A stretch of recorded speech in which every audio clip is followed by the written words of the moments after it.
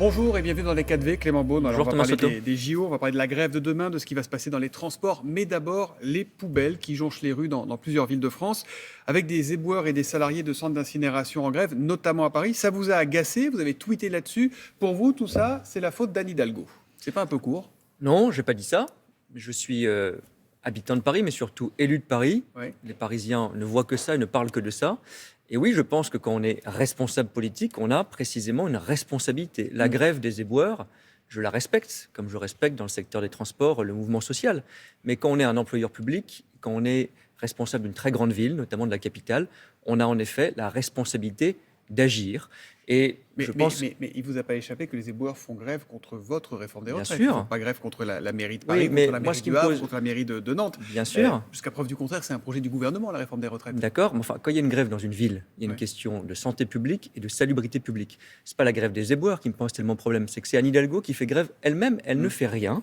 Et je pense que quand on a une situation qui est celle-ci, Qu'est-ce qu'il on ne faut peut qu'elle pas ne fasse? rien faire. Et il y a d'ailleurs des maires d'arrondissement, la moitié des députés de Paris, qui ont interpellé la maire, qui n'a pas daigné répondre, qui ont fait des propositions concrètes. Je pense à la maire du 9e, je pense au maire du 17e, qui ont dit par exemple, un principe de solidarité pourrait s'appliquer.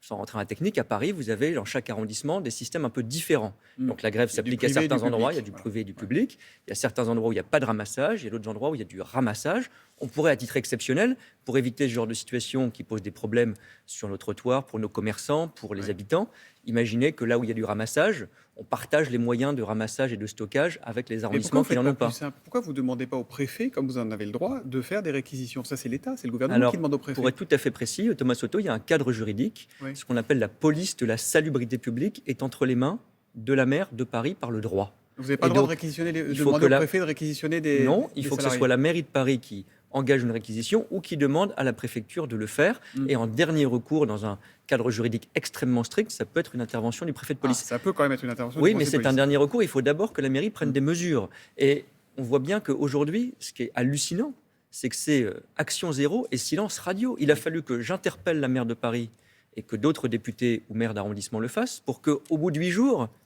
il y ait une expression publique, même pas de la maire de Paris, de certains de ses adjoints, en général pour m'insulter d'ailleurs, mais Elle a parlé maintenant, hier, elle a dit enfin, qu'elle pour soutenait répondre le aux mouvement. Parisiens. Donc Faudra-t-il je faire- trouve que c'est pas est-ce- très sérieux, est-ce qu'il quand il y a une faudra faire situation aussi voter- grave, de ne pas agir. Est-ce qu'il faudra faire voter une loi imposant un service minimum pour le ramassage des poubelles pour la suite? Moi, je suis très prudent sur la question du service minimum, parce que quand vous définissez un pourcentage dans la loi, En même temps, là, vous c'est déplorez toujours qu'il n'y en ait difficile. pas.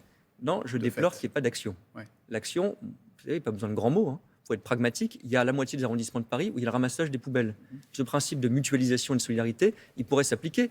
Ce qui n'est pas compliqué, par exemple, on dit les incinérateurs sont bloqués. C'est de stocker, de débarrasser au moins les poubelles qui sont éventrées sur les trottoirs de Paris, qui est devenue une poubelle géante, une poubelle à ciel ouvert, et de les stocker dans les entrepôts Vous dites qu'il en y a des attendant. choses à faire sans Il y a des casser choses le- à faire sans très casser le droit de grève. pragmatiques, bien sûr, parce que moi je respecte le droit de grève, je le vis dans les transports, je respecte la mobilisation, y compris contre des mesures du gouvernement.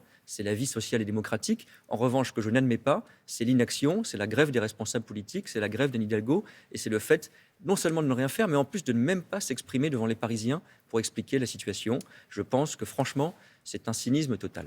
Éboueurs, c'est un métier pénible. S'ils se protestent, c'est Oui. parce qu'ils ne veulent pas avoir leur l'âge de départ repoussé de 57 à 59 ans pour ce qui les concerne.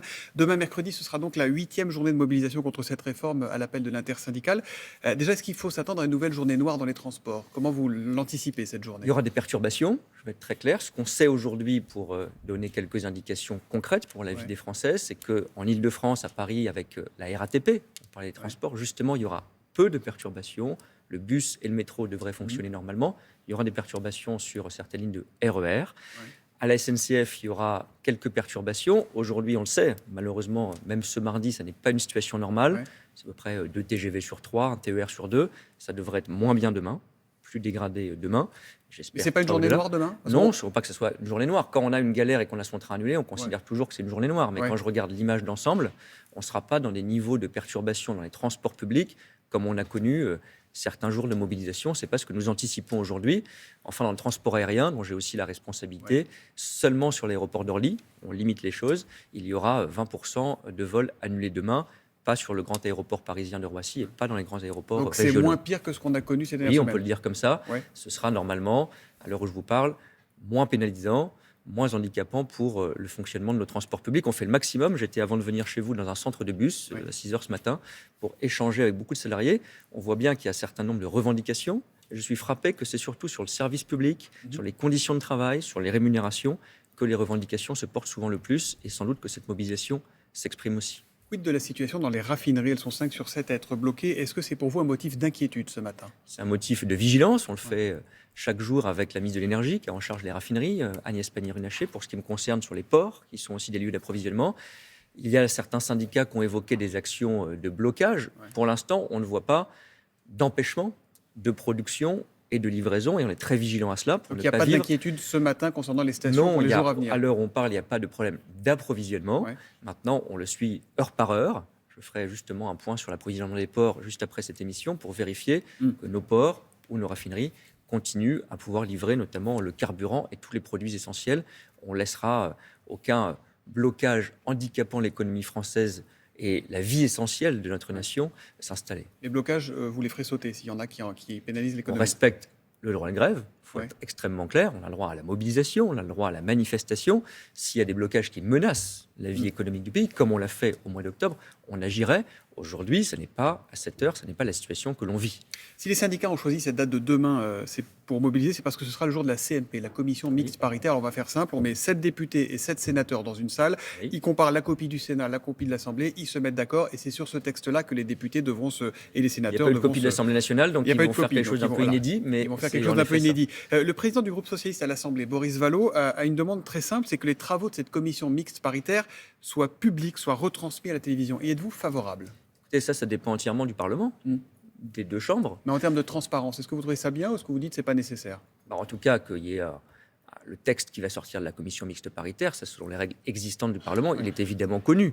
Le processus de réunion, il ne se fait pas à ciel ouvert. Est-ce qu'il faut le faire à titre exceptionnel? Pourquoi pas? Pourquoi pas? Mais à ce moment-là, moi, je ne peux pas m'immiscer dans la vie du Parlement. Ce serait un peu bizarre qu'on le choisisse pour un texte ou pour un autre. Qui décide qu'un texte est plus important qu'un autre? La réforme des retraites. Il y a quand même une tension sociale, il y a quand même un enjeu autour de cette réforme qui pourrait le justifier. Il y en a déjà eu des tensions sociales sur d'autres textes. Il y a d'autres textes qui sont tout aussi importants sans susciter parfois de manifestations. Donc moi, je ne définis pas les règles du Parlement. Mais en tout cas, je ne voudrais pas non plus... Là, vous dites pourquoi pas quand même. Je dis pourquoi pas, mais ce que je veux dire aussi, c'est que je ne voudrais pas que dans une forme de réflexe un peu démagogique ou anti-parlementariste, on fasse croire qu'il y a une espèce de travail secret. Le Parlement, il se réunit en commission à ciel ouvert de manière publique à la télévision. Toutes les séances sont retransmises. On a un Parlement en France qui, heureusement, je le dis pour tous les partis politiques, fonctionne de manière transparente. Donc je ne voudrais pas qu'on alimente les thèses sur lesquelles il y aurait des espèces d'agendas cachés, de copies cachées. C'est peut-être de filmer finalement. Peut-être, mais c'est le Parlement, encore une fois, qui en décide. Clément Beaune, on sait que la vérité de ce matin ne sera pas forcément celle de jeudi matin, celle du vote. Est-ce que vous avez ce matin, oui ou non, une majorité derrière vous pour faire passer ce texte sans passer par le 49.3? Est-ce que vous le savez? Est-ce que vous ne le savez pas? Je le souhaite et je l'espère, mais un vote dans une démocratie, ça se fait toujours au moment où il s'exprime. Et le vote est individuel et libre. Ce que je sais, c'est qu'il y a eu... Le Figaro a fait les comptes, il dit que ça passe pas ce matin. 281 voix sur 573 possibles. On est engagé pour que ça passe. Il faut être très simple et très clair. Et il y a eu une étape, on nous disait d'ailleurs qu'elle était quasiment impossible, qui a été réalisée au Sénat, malgré les tentatives d'obstruction.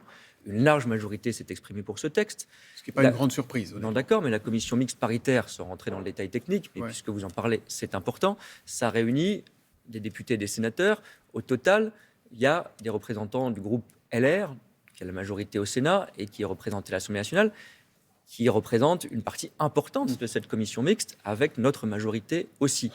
Pour le dire simplement, dans cette commission mixte paritaire, s'il y a un texte qui sort, c'est qu'il y aura bien une majorité de représentants de députés et des sénateurs qui sont exprimés pour ce texte. La cohérence, vous pensez pouvoir éviter le 49.3 ce matin ou pas, pour dire les choses clairement? Mais on est engagé pour éviter cette procédure, qui est une procédure constitutionnelle. J'entends beaucoup d'opprobre jeté sur ce 49.3. C'est une procédure juridique, légale et constitutionnelle, mais c'est mieux, effectivement, de tout faire pour l'éviter, d'avoir un vote qui soit explicite. Et on peut nous reprocher beaucoup de choses. On peut être contre cette réforme.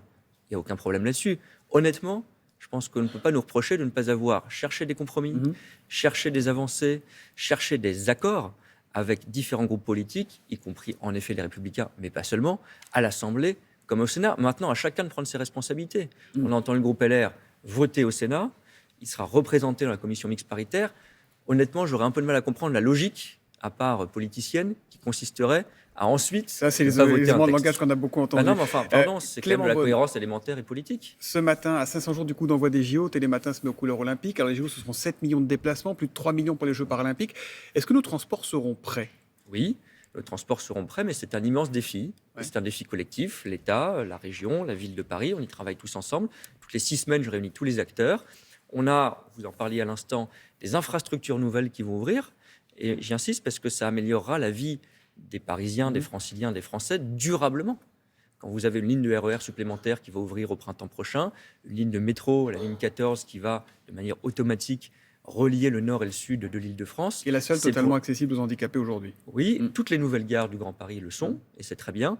Et l'accessibilité, c'est aussi un combat que je mène, y compris pour l'héritage des Jeux Olympiques et Paralympiques. Nous aurons par exemple 1000 taxis qui seront mis en accessibilité pour les personnes en situation de handicap. Donc on a des transports qui seront prêts, ils sont en train de s'organiser, il y a encore beaucoup de boulot, et qui amélioreront, au-delà des Jeux, la vie quotidienne de millions de Franciliens et de Français qui passent par la capitale. Dernière question très rapidement, elle concerne l'interdiction de vente de voitures à moteur thermique à partir de 2035. L'Allemagne n'en veut plus. Si elle persiste dans son refus, si l'Allemagne dit toujours non, est-ce que la France appliquera la mesure quand même, quoi qu'il Mais arrive? Je souhaite qu'il y ait une mesure européenne, et je suis confiant S'il sur n'y le a fait pas de mesure européenne, est-ce il que y a- la France appliquera la on a mesure déjà une toute seule? mesure nationale qui est pour 2040. Ouais. La mesure européenne va plus loin. Et moi, je ne suis pas du tout dans le scénario où on va perdre cette mesure européenne qui a fait l'objet de mois de discussions, d'engagement politique de l'Allemagne au plus haut niveau, et qui est surtout une nécessité écologique et industrielle. Si on se plante là-dessus, on plante la transition écologique. Et en plus, on dit à nos constructeurs automobiles français ou allemands, vous mettez entre les mains des constructeurs chinois.